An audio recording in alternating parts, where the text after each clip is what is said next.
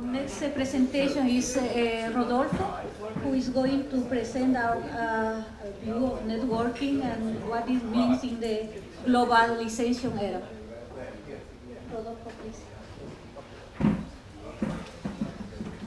So, good afternoon again. I will try to make you, to let you not to sleep too much. So, the title of this presentation is Talent, Networking, Political Power. So, what has happened in these 4 decades of PII, EII? So, of course, this is a word that is now is not much new, but in the 90s it was a word coming up very often. So this paper makes a short inquiry on how globalization impacted our life. So as you could see the whole day since morning, people spend a whole lifetime, and this was just a piece of history. But what an important piece of history. I just remember my daughter was born on the 31st of May, and in the same week we have had the rebellion, the students' rebellion in Tiananmen Square. In the same year, in November, then the doors of the Berlin Wall opens for free transit. So a lot has changed in these very 40, 50 years. So what have we witnessed so far? So a lot of new shaping factors from the 50s to today. So transition from big multinationals with what I call corporative style to new identities, and we are going to talk about that. So today we have multinationals, but with a different style. Another shaping factor, downsizing, another new word. A company has to reduce. So we have decreased the job expectancy of job security. So the idea is that, okay, now, by the time that I worked in Philips Medical System, I celebrated my 40th birthday. In the same week, a friend of mine celebrated his 40th year inside Philips. So it's amazing. It was something very common in the past. People could spend the whole lifetime in a company. And now it's not anymore. And then comes to the key question. So what are the real choices that we were offered as a group? So compared to what we really wanted to do. So we had these desires. So as you could see today, many people showed the family development. So it was not only our career, but also our life in parallel.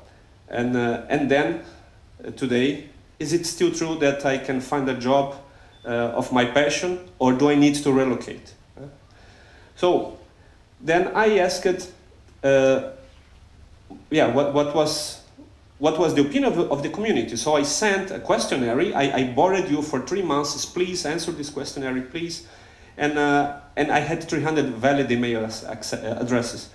81 members were so patient to reply, and I thank them very much right now. So, first of all, from the sample of people who have replied, then we have this distribution. We have a majority of people from the decade of 80s. And of course, this is not a real statistic sample.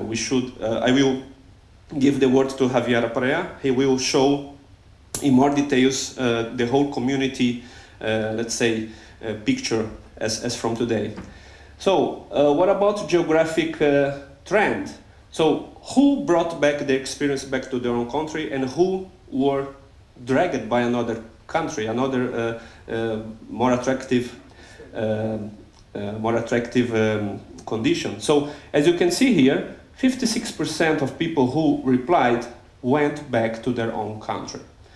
And some of them stayed working in Netherlands, a small part. So you can see here 50 people who replied went back, 13 people went to live in a different country, including myself, 12 people stayed in the Netherlands.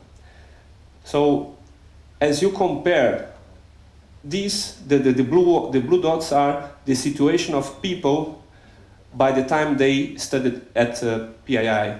And the red one is the situation today. So as you can see, people decreased from in Asia, and somehow in the Americas increased a little bit, in Africa decreased a little bit, and also in Europe increased. So from this, let's say, group of clusters who replied, you can see that there has been some, I would say, the students' drain towards, let's say, better opportunities of job. So this show that how many people relocated and how many times, how often a person relocates. So as you can see here, many people, they say a good reason to relocate is to get a career improvement, 32 people. 7 relocated just because, okay, we were in a difficult situation, and I didn't want to specify which situation, but of course not everybody is happy to relocate. Then 11 made a free choice to live in another country, so no constrictions. 5 due to family reasons, and 3 people had to find a job elsewhere. So, and as you can see here, the majority, at least 60 people, are relocated very rarely, and there are some groups that some people that relocate very often. So it is a trend to relocate. Then 23 never relocated again after the PII experience. And we can see here that, if I compare people who relocated, people who stayed back when came back to their own country, then we can see somehow let's say an equivalence. So, what is the opinion? That was the next question about international education. How big it plays a role in your life? Then many people say, okay. I strongly agree. So from the people who came back to their own country, at least 24 say that they agree. If I sum the number 4 and number 5, then we have a big deal, 64 replies. Then we can see here from people who stayed in the Netherlands, also they have the same opinion. So international education was good for them also in the Netherlands.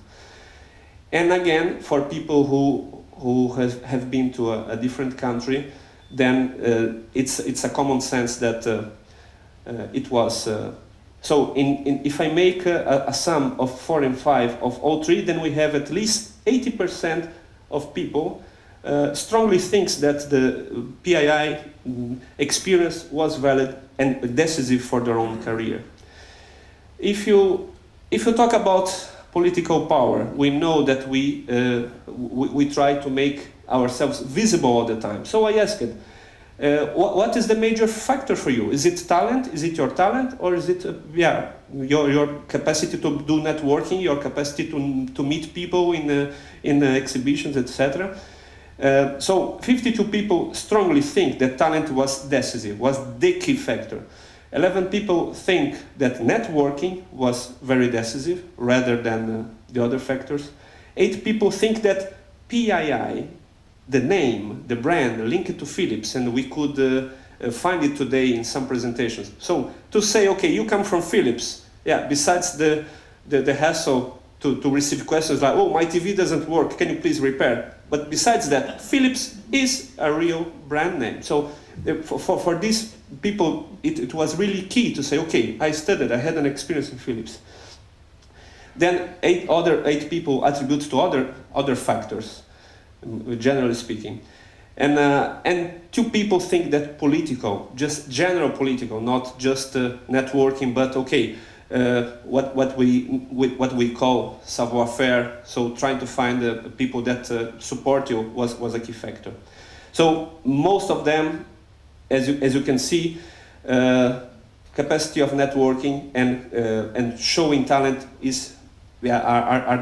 are dominant in this analysis. Okay, so then I just made a question, what do you think about the prejudice? Which prejudice do you think are, let's say, a showstopper for you or have been a showstopper for you? Then I put here the number one, 50% thinks that aging can jeopardize. So that paradox. I am too old to, I am too young to retire. I am in a situation that I am too young to retire, but I am too old to get in competition with younger graduates. So we are in a delicate situation. So aging is a problem. Then the number two, the sexual discrimination. So if I put, of course, here it's not clear. It's more tend to strongly disagree. But yeah, if I put 4 and 5 together, then we can see, some, let's say, some indications that it's still a prejudice. Then how our community split, and this is very interesting. At least the same amount of people joined Philips Industrial World, and also an equivalent part joined academics world. So the Philips Institute gave reason not only to industry-oriented careers, but also to academics, also to research careers. 13 joined the small companies, 8 opened their own company, and 1 just chose a different career. So I consider this a very good balance, also because, okay, the trend today is, let's say, business-oriented, but research demands some different kind of business model, and PII could give professionals to both in both directions. Then, last question to finish this presentation. I asked everybody, what would you do if you could change? Or what would you do if you would given another possibility? So suppose you didn't have any limitations. Suppose you didn't have money problems at all.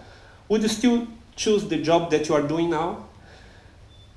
And yeah, the closer your present activity goes together with this desire, then the happier you are.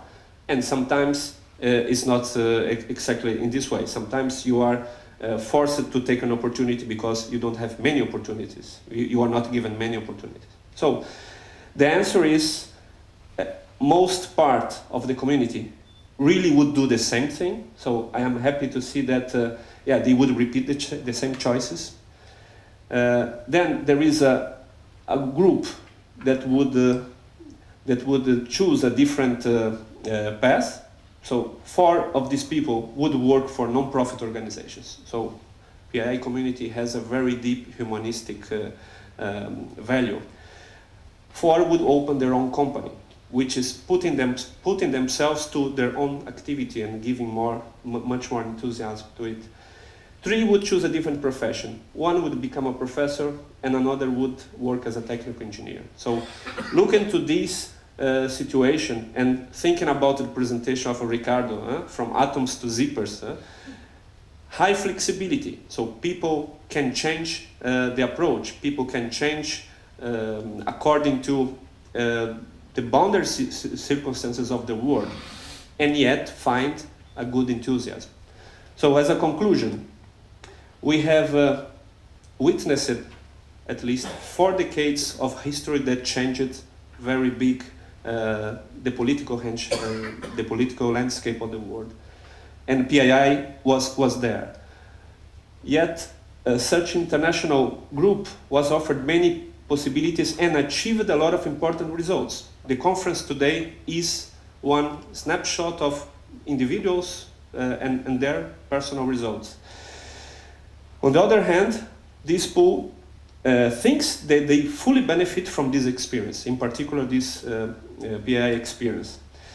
And the majority is happy with their choices, in spite of the burdens put by globalization and high competition. So I had just talking in these coffee breaks, okay, we have a strong decentralization and delocalization of factories from Western world to Asia. So why not giving or putting the community, the PII community that is in Asia, in contact with people that are relocating there? Because once it happened the opposite. So the people from Asia came to study here. So we might think about new ways to increment, and to keep this community alive.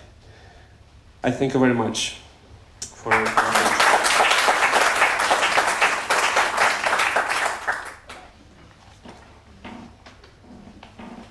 So now I would like to introduce Fred Snyder from Visionscapers, the Netherlands. He will present the paper, The Perfect Storm, Blooming Networked Organizations. Freddy. Well, thanks for having me here. I'm going to tell you something. Well, the previous speaker said something about that it's possible for us all to change, and I think this presentation is also about change.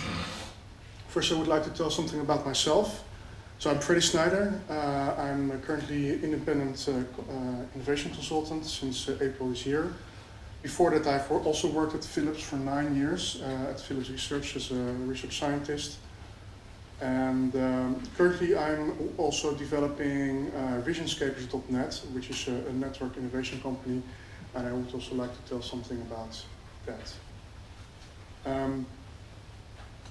One of the main things I would like to say is that currently we seem to live in a kind of perfect socio-economic storm that creates the opportunity for networked organizations to bloom. And I would like to tell something about what I think this socio-economic storm is. It's about different trends coming together and making this storm. It's about reshaping how we work, organize, and create value. So, first I would like to explain this all a little bit more. I would like to tell something about social technologies and how they empower individuals. And with social technologies, I mean the likes of Twitter, the likes of Facebook, in general, social media, social networking, and what it does for the individual. And you see that actually social technologies allow us to share and debate about ideas, opinions in a much larger scale than we can do without these technologies. So they bring changes in how we work, how we live, etc. It, for instance, enables us to very quickly organize ourselves. And it enables us to, in a much more efficient way and in a much bigger scale, to collaborate and develop ideas together.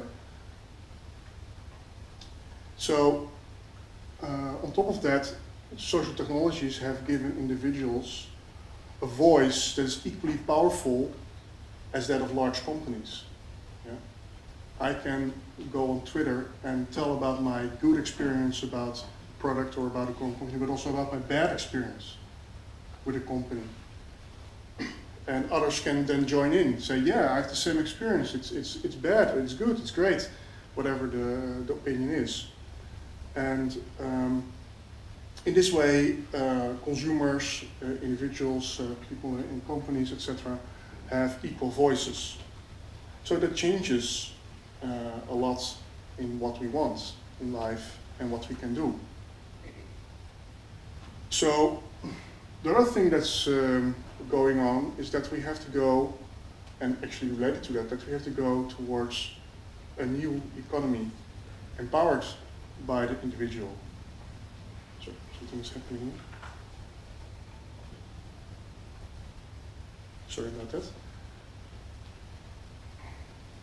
So we see that we are barely crawling out of an economic crisis, so we need a new level of efficiency to create value. Another thing is that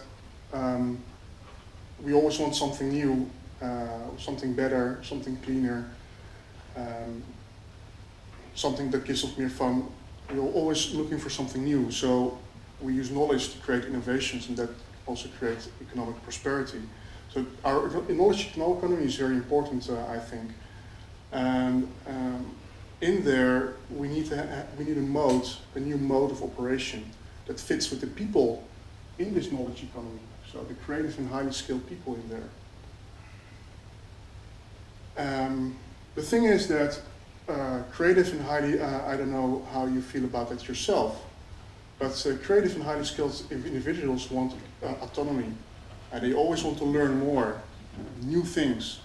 They're always curious about to learn new things, mastery. They also want purpose, belonging to something. And this is also from multiple scientific studies, which is very aptly summarized in a YouTube video by Dan Pink. And I can advise you to look it up. It's really a very good video. And later on I share the slides. If you like, you can look at it. So when these empowered individuals that have a very powerful means and principle to share, to collaborate, and to say and to give their opinion, many of them will increasingly dislike the monolithic, closed organization, is what I think. Because, for instance, in many organizations you now still have hierarchical structures, or a lot of hierarchical structures. That means no equal voice, and that's exactly the thing that we get used to more, to give our voice. So we feel we have less influence on the business direction, so that means we feel less autonomy. It seems that we have less influence on our personal growth because we can influence where things are going, where we have to work on one thing or the other.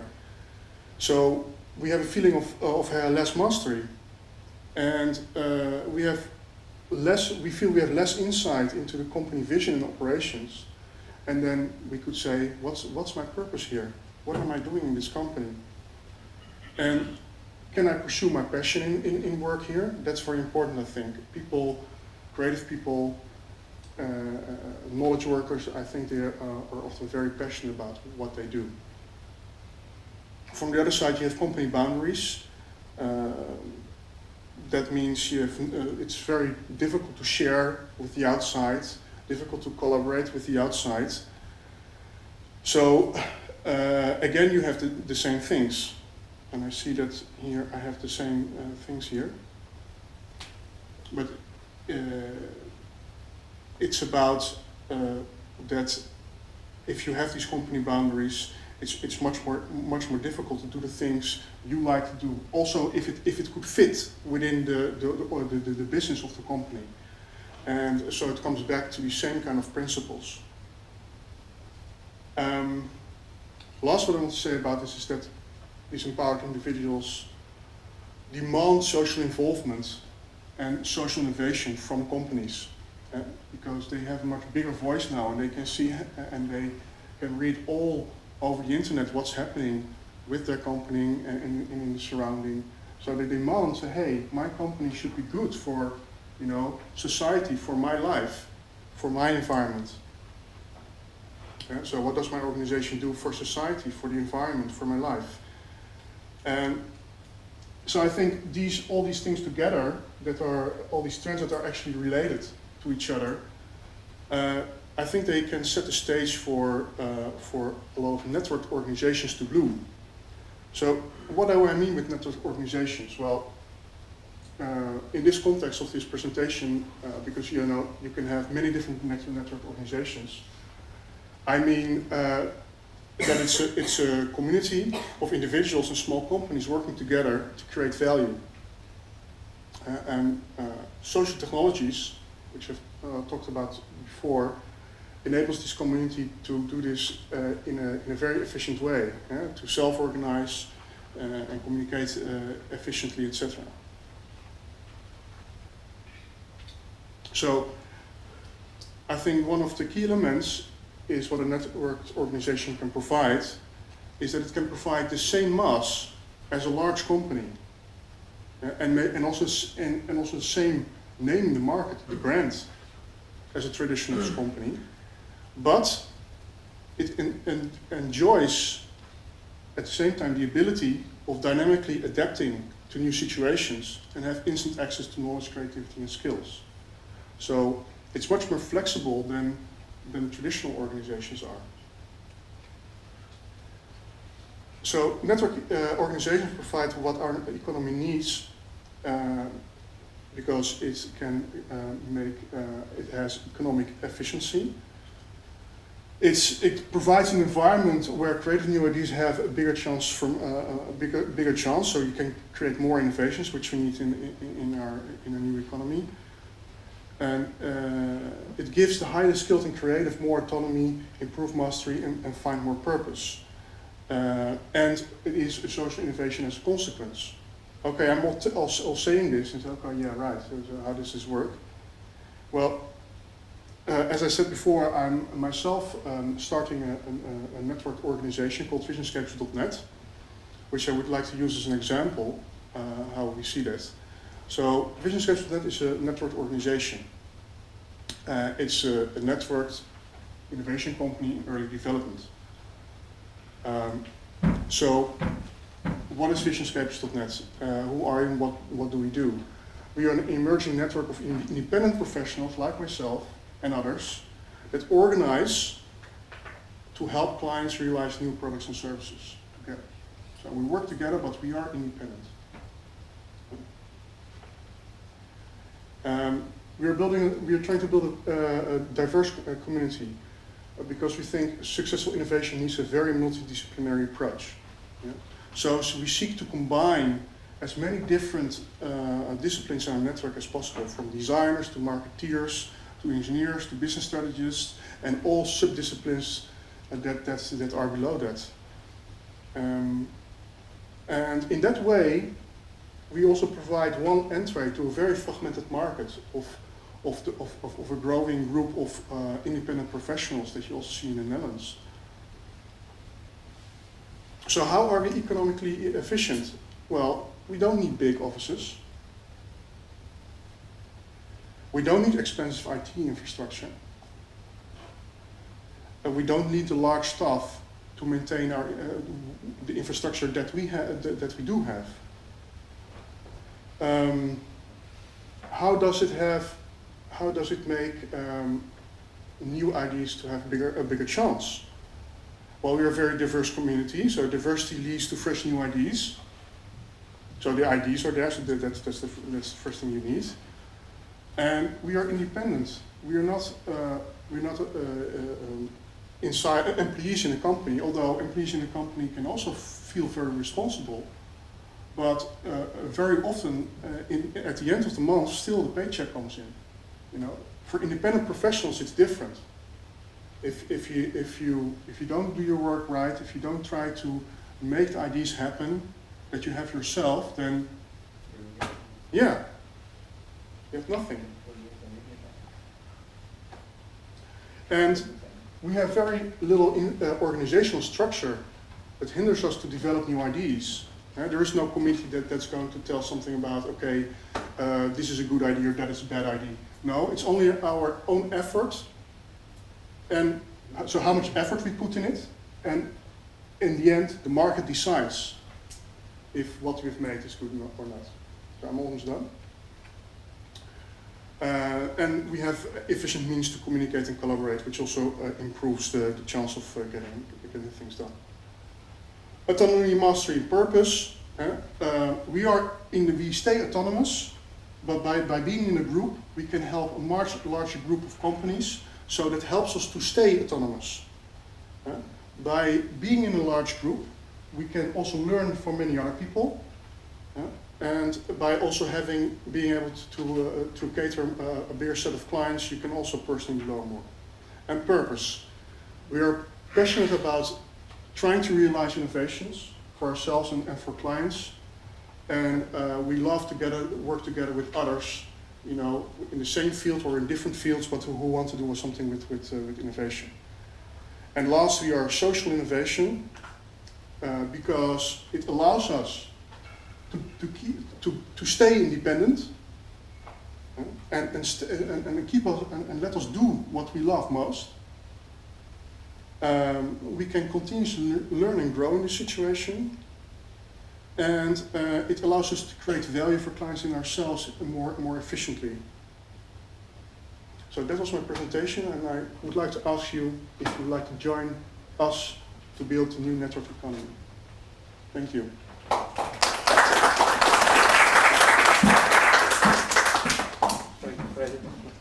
Okay, so Javier will highlight about the statistics of our association today.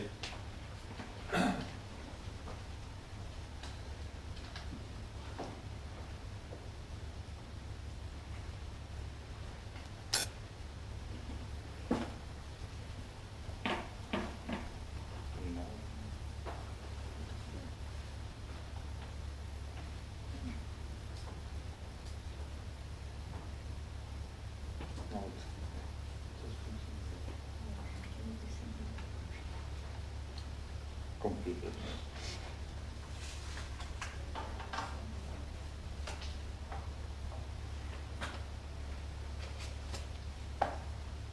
Yeah. So, good afternoon. Today I will try to present in very few slides, few numbers about the association. So, where we stand, what we are PEIAA at 2010. PII is a truly world association, so we came all over the world, and we could have pinpointed the many countries we came from, about 80, from the about 300 that there are. We came mainly from Asia, a few from Oceania, so from Australia. About 50% of our community comes from Asia, Southeast Asia.